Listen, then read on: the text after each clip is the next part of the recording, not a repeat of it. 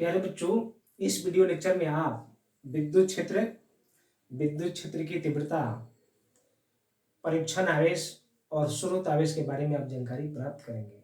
आइए इन विभिन्न टॉपिकों के बारे में हम लोग बारी बारी से चर्चा करते हैं, डिस्कशन करते हैं। सबसे पहले आप यह समझिए इलेक्ट्रिक फील्ड यानी कि विद्युत क्षेत्र होती क्या है। बच्चों, जैसे कि हम लोग मान लेते हैं कि यह कोई चुंबक है, मैग्नेट है। तो मैग्नेट जहां भी रहता है, चूंकि चार्ज को हम लोग देख नहीं पाते हैं, इसलिए आपको मैग्नेट के साथ आपको समझाने का प्रयास कर रहे हैं।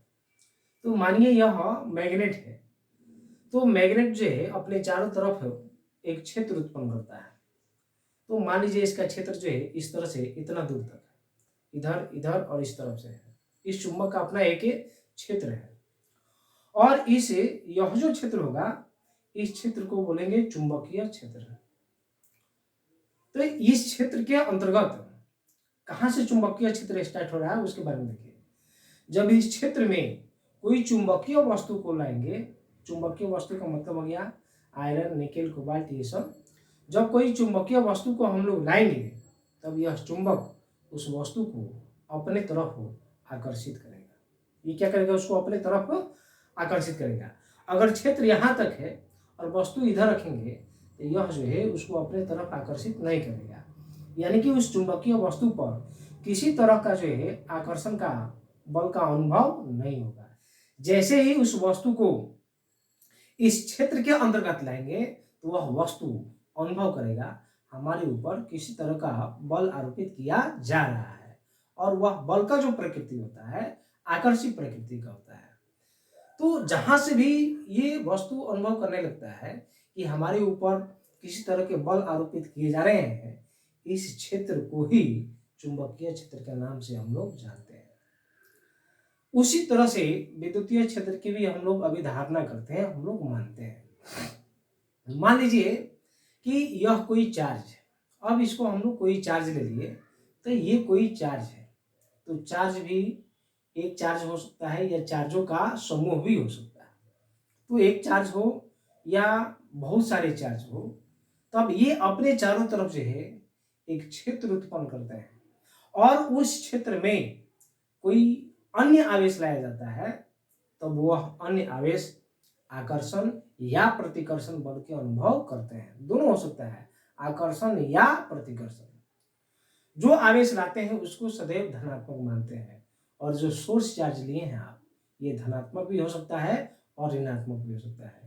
जब दोनों सेम नेचर का होगा, यानी कि समान होगा, धन धन या ऋण ऋण, ऐसी स्थिति में आवेशों के बीच प्रतिकर्षण बल लगेंगे, और आवेशों की प्रकृति जब विपरीत हो जाएगी, तब आकर्षण बल लगेगा। बोलने का मतलब है, जो परीक्षण आवेश लाए हैं वह तो आपका धनात्मक है। अगर यह धनात्मक रहता है तो प्रतिकर्षण बल, अगर यह ऋणात्मक रहता है तो आकर्षण बल। इस तरह से जिस क्षेत्र के अंतर्गत है वह परीक्षण आवेश आकर्षण या प्रतिकर्षण बल का अनुभव करता है, उस क्षेत्र को ही विद्युत क्षेत्र के नाम से हम लोग जानते हैं। आइए इसे हम लोग डायग्राम के माध्यम से हम लोग समझते हैं। मानिए कि यह कोई चार्ज है और ये पॉजिटिव चार्ज ले लिया। तो ये चार्ज, ये आवेश अपने चारों तरफ जो है एक क्षेत्र उत्पन्न किया, यह हो गया आपका क्षेत्र। अब कोई परीक्षण आवेश आप मान लीजिए Q0, हम लोग परीक्षण आवेश ले लिए। अब यह जो आवेश है ये इतने स्पेस में, इतने क्षेत्र में जो है अपना प्रभाव रखेगा। अब इस परीक्षण आवेश जब यहाँ पर रहेगा, तब यह परीक्षण आवेश किसी तरह का बल का अनुभव नहीं करेगा। अब इस परीक्षण आवेश को हम लोग यहाँ लाते हैं, तब भी यह परीक्षण आवेश किसी तरह का अनुभव नहीं करेगा। अब इस आवेश को हम लोग जो है जैसे इस बाउंड्री के अंतर्गत लाते हैं, बाउंड्री के भीतर लाते हैं, तब यह परीक्षण आवेश अनुभव करता है हमारे ऊपर किसी तरह के बल आरोपित किए जा रहे हैं। तो जिस क्षेत्र के अंतर्गत, जिस सीमा के अंतर्गत यह परीक्षण आवेश अनुभव करेगा हमारे ऊपर, यानी कि इस परीक्षण आवेश के ऊपर से किसी तरह का आकर्षण या प्रतिकर्षण बल लग रहा है, उस क्षेत्र को ही विद्युत क्षेत्र के नाम से हम लोग जानते हैं। इस तरह से हम लोग विद्युत क्षेत्र को परिभाषित करते हैं और हम लोग बोल सकते हैं आवेश या आवेशों की श्रृंखला के चारों ओर का एक ऐसा क्षेत्र जहां कोई अन्य आवेश आकर्षण या प्रतिकर्षण बल का अनुभव करता है, उस क्षेत्र को विद्युत क्षेत्र के नाम से हम लोग जानते हैं। तो इस तरह से अभी हम लोग जाने कि विद्युत क्षेत्र क्या होती है, इलेक्ट्रिक फील्ड के बारे में आप जान रहे हैं। अब आइए आप जानिए, दो आवेश यहाँ लिए हैं, एक यह आवेश और एक यह आवेश। ये जो क्यू आवेश लिए हैं, इस आवेश को हम लोग बोलते हैं स्रोत आवेश।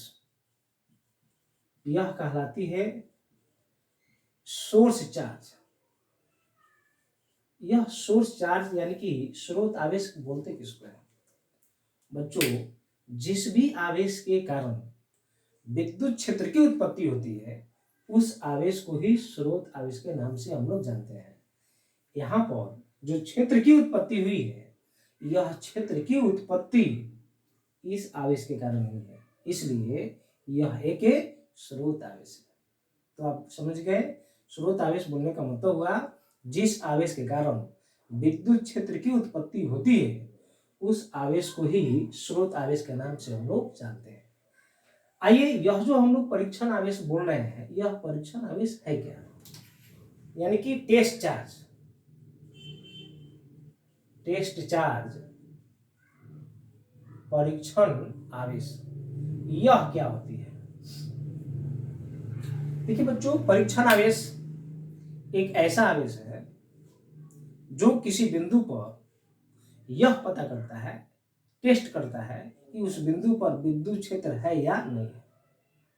सीधी सी बात, परीक्षण आवेश एक ऐसे आवेश है जो यह पता करता है किसी बिंदु पर विद्युत क्षेत्र है या नहीं है। उस आवेश को ही परीक्षण आवेश के नाम से हम लोग जानते हैं।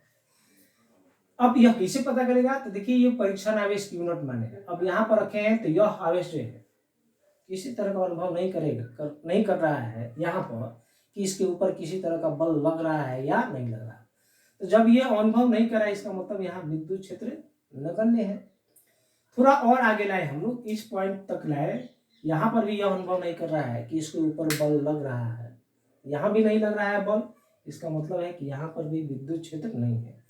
अब इस परीक्षण आवेश को हम लोग इस परिघेरा के अंदर, इस सीमा के अंतर्गत लाए हैं। अब जब यहाँ पर लाते हैं, तब यह अनुभव करता है कि इसके ऊपर किसी तरह का बल आरोपित हो रहा है।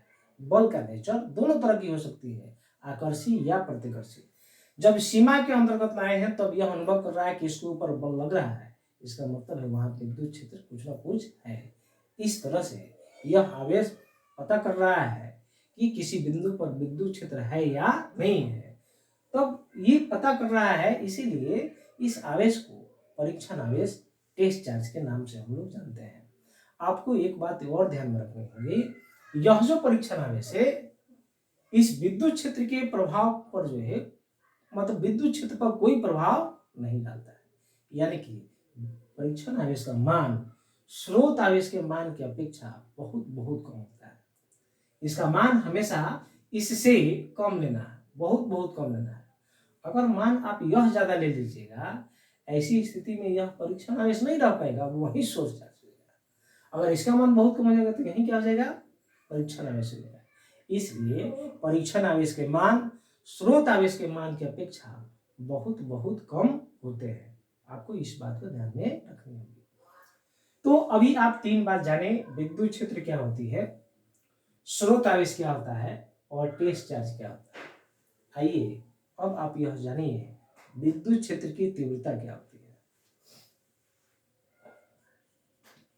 विद्युत क्षेत्र की तीव्रता, इलेक्ट्रिक फील्ड इंटेंसिटी। तो इलेक्ट्रिक फील्ड इंटेंसिटी के लिए हम लोग बोलते हैं E equal to F by, और ये लिखते हैं क्यू नॉट। जनरल फॉर्मूला, ये जनरल फॉर्मूला है आपका। बोलने का मतलब यह हुआ, प्रति एकांक इसको हम लोग बोल सकते हैं वर्ड के रूप में, शब्द के रूप में, प्रति एकांक परीक्षण आवेश पर जो बल आरोपित होते हैं उसे ही विद्युत क्षेत्र की तीव्रता कहते हैं। यानी कि जब आवेश को विद्युत क्षेत्र में लाए हैं तब यह आवेश बल का अनुभव कर रहा है। जितना भी बल का अनुभव करता है उस बल पर ये जो परीक्षण आवेश है इसे भाग देते हैं तो यह क्या मिलता है आपको, विद्युत क्षेत्र की तीव्रता। और इसका मान हम लोग जो है बहुत बहुत कम रखना है आपको, किसके रिस्पेक्ट में, तो सोर्स चार्ज के रिस्पेक्ट में।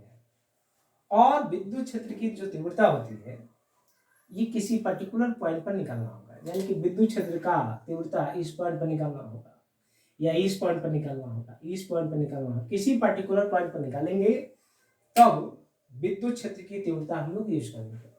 और विद्युत क्षेत्र क्या है, चार्ज के, आवेश के चारों तरफ विद्युत क्षेत्र है। और जब किसी पर्टिकुलर पॉइंट पर मान निकालना होगा तब वहां पर विद्युत क्षेत्र की तीव्रता हम लोग यूज करते हैं। तो ये होगी विद्युत क्षेत्र की तीव्रता प्रति एकांक परीक्षण आवेश पर आरोपित बल को ही विद्युत क्षेत्र की तीव्रता कहते हैं।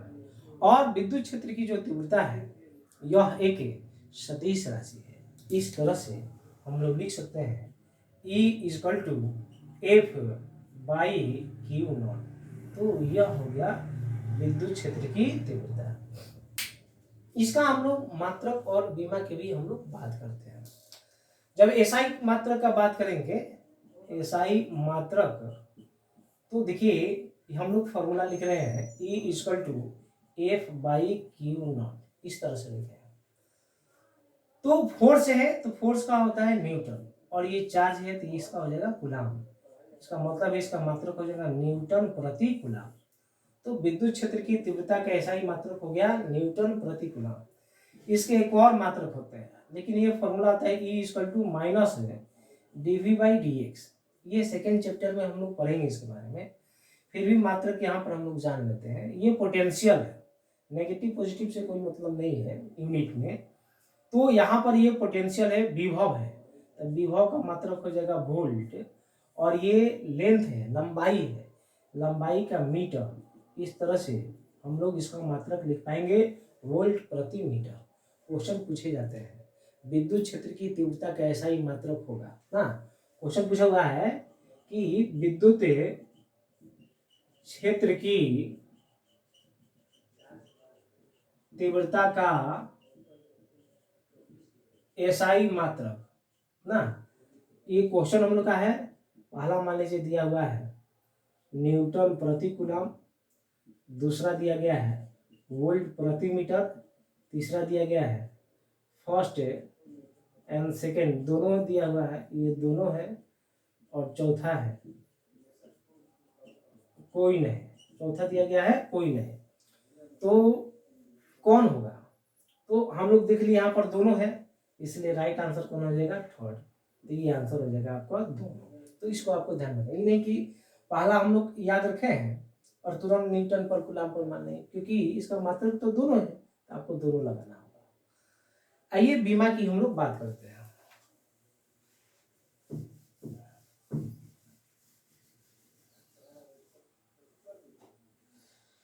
बीमा के लिए देखिए क्या लिखे पाएंगे हम लोग, डायमेंशन जिसको बोलते हैं आप। तो फॉर्मूला है E equal to F by Q naught, और जब बीमा लिखेंगे हम लोग स्क्वायर ब्रैकेट देंगे, ये स्क्वायर ब्रैकेट दे दिया। फोर्स के लिए होता है एम एल टी के पावर -2, और चार्ज के लिए होता है AT। इस तरह से हम लोग बीमा लिख पाएंगे एम एल टी के पावर -2 और ए के पावर -1। तो यह हो गया आपका बीमा इसका, तो विद्युत क्षेत्र की तीव्रता की बीमा। आइए विद्युत क्षेत्र की तीव्रता की दिशा के बारे में हम लोग बात करते हैं।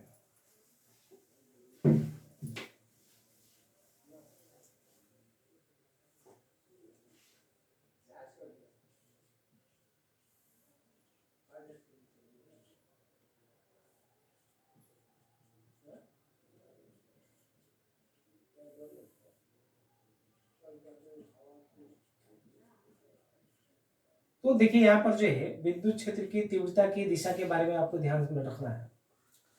विद्युत क्षेत्र की तीव्रता की जो दिशा होती है वह धन आवेश से दूर की तरफ, धन आवेश से दूर की तरफ। अब यह आवेश है और इससे r दूरी पर कोई बिंदु P है और इस बिंदु P पर तीव्रता की दिशा निकालना है। तो आपको देखना है आवेश धनात्मक है या ऋणात्मक है। आवेश धनात्मक होगा तो इसके कारण किसी भी दूरी पर, किसी बिंदु पर तीव्रता की जो दिशा होगी धन आवेश से दूर की तरफ। अगर बिंदु इधर होगा तो दिशा इधर, अगर बिंदु इधर होगा तो दिशा उधर। धनात्मक आवेश से सदैव दूर की तरफ होती है, तो ये दूर की तरफ। अगर आवेश ऋणात्मक होगा तो r दूरी पर कोई बिंदु अगर P है तो तीव्रता की दिशा ऋणात्मक आवेश की तरफ दिखाते हैं। तो ये देखिए ऋणात्मक आवेश है और इस बिंदु पर तीव्रता की दिशा लेनी है तो इसकी दिशा जो है ऋणात्मक आवेश की तरफ हो जाएगी। तो इस तरह से हम लोग जो है विद्युत क्षेत्र की तीव्रता की दिशा किस तरह से लेंगे, तो धन से दूर की तरफ और ऋणात्मक आवेश की तरफ। तो ये आप जो है 4 बात आप समझे अभी। पहली बात विद्युत क्षेत्र है क्या, दूसरी बात स्रोत आवेश क्या है, तीसरी बात परीक्षण आवेश क्या है और चौथी बात विद्युत क्षेत्र की तीव्रता क्या होती है। आइए अगले वीडियो लेक्चर में जो है आपको यह बताएंगे कि किसी आवेश के कारण यानी कि बिंदु आवेश के कारण जो है किसी बिंदु पर विद्युत क्षेत्र की तीव्रता किस तरह से प्राप्त की जाएगी, इसके बारे में हम लोग समझेंगे।